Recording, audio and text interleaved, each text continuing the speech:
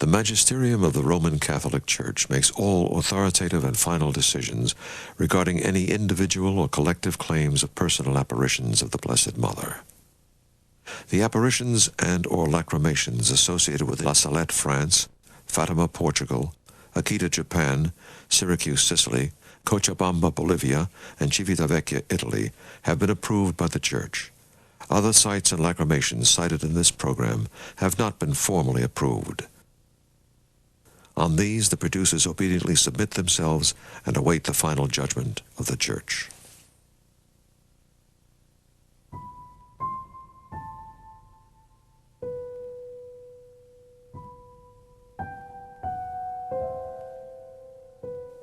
Throughout history and throughout the world, witnesses have reported statues and icons shedding tears. The tears may be water or oil or blood, and in most instances, they defy scientific explanation. What do they mean? Why are they here? And how should we respond?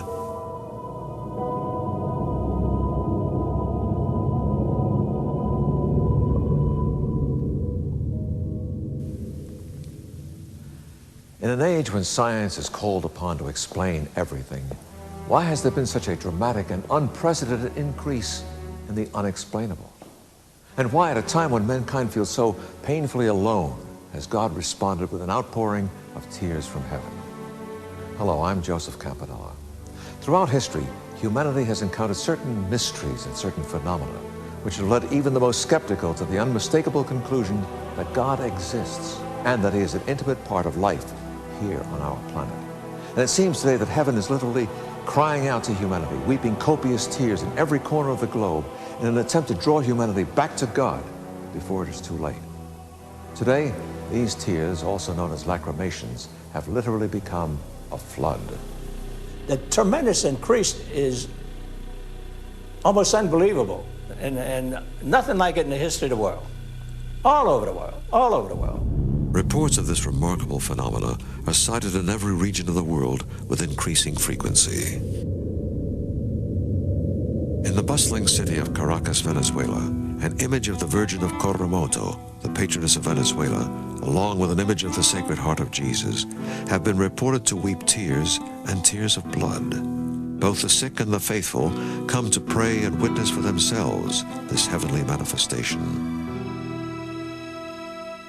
In the same country, less than 2 hours away, another icon oozes a mysterious healing oil. Pilgrims journey from around the world in search of healing and answers.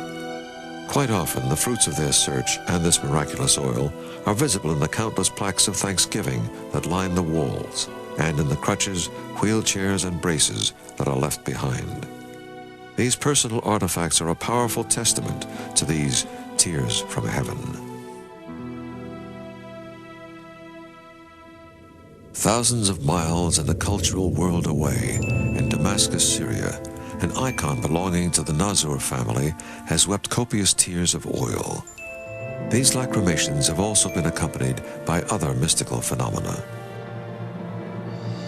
Myrna, the principal visionary and recipient of these heavenly manifestations, has reported to receive messages from the Virgin Mary and her son Jesus. She has been documented suffering the painful wounds of Christ's Passion, also known as the stigmata, while at other times she has been witnessed exuding an unexplainable profusion of olive oil from her body. Dr. Anton Mansour, a prominent Beverly Hills surgeon, has studied this phenomena extensively. Being a physician, I tried to explain her extraordinary phenomena scientifically and medically. And to be honest with you, I failed. Because all the science, my examination, medically, proved to be that this lady is quite in good health. And what happened to her cannot be explained medically. Many physical and spiritual healings have taken place through the anointing of this oil. Even copies of the icon that have been sent around the world, as well as those images brought into the home, have also reportedly began weeping.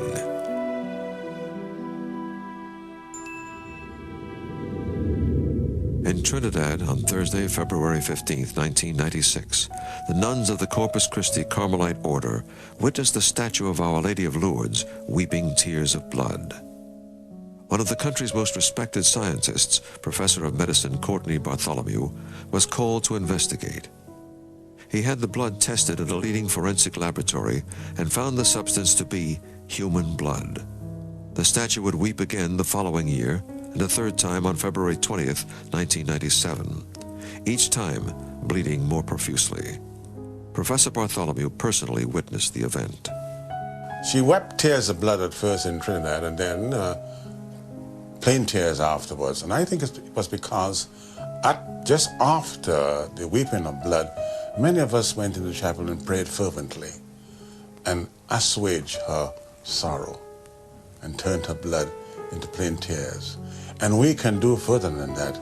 We could pray enough and convert and turn her tears into dryness, and she will cry no more.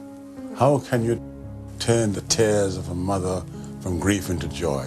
Simply by doing as she says.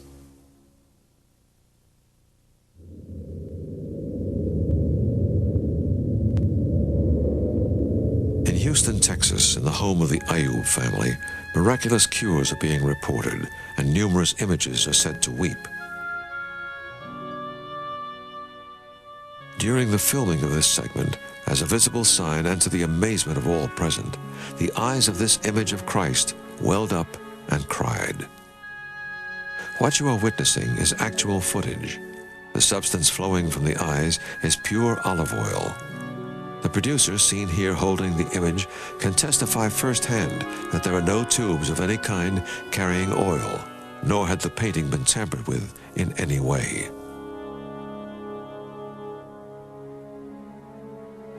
In the home of the Ayub family, there are many paintings, icons, and statues made from a myriad of different materials. All weep a mysterious, fragrant oil.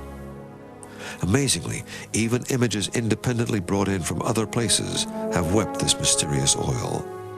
Structural tests have determined that there is nothing unusual about the construction of the house nor the prayer room that would cause oil to form on religious objects. The origin of the tears remains a mystery.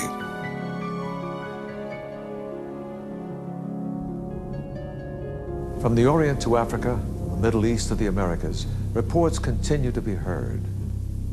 And yet, even with such a global flood of tears, it appears that most people remain indifferent. Perhaps they simply don't understand the significance of these tears. Ultimately, these tears from heaven represent the voice crying in the wilderness, the message of the prophets begging the people to amend their lives. When taken in context, they are a desperate call to holiness while there is still time. Desperate because we know from history what is likely to follow. Well, throughout the history of Christendom, anytime any kind of sign was given, it was usually as a warning of some disaster that was approaching upon either the locality, or upon a given nation, or upon the world. Indeed, history reveals that when statues have wept in a particular region of the world, those areas have usually been immediately followed by times of great danger for humanity and for the Church. Such noted cases include the time immediately preceding the European invasion by the Moors, the French Revolution, the Bolshevik Revolution in Russia, and the proliferation of atheistic communism, including the communist takeovers of Albania, Czechoslovakia, Hungary, and Poland. In most cases, the reported lacrymations were confined to a particular region with a presumed message for the people of that culture and time. Alarmingly, today the world is literally dripping in tears. The late 60s and the 70s, these weepings began.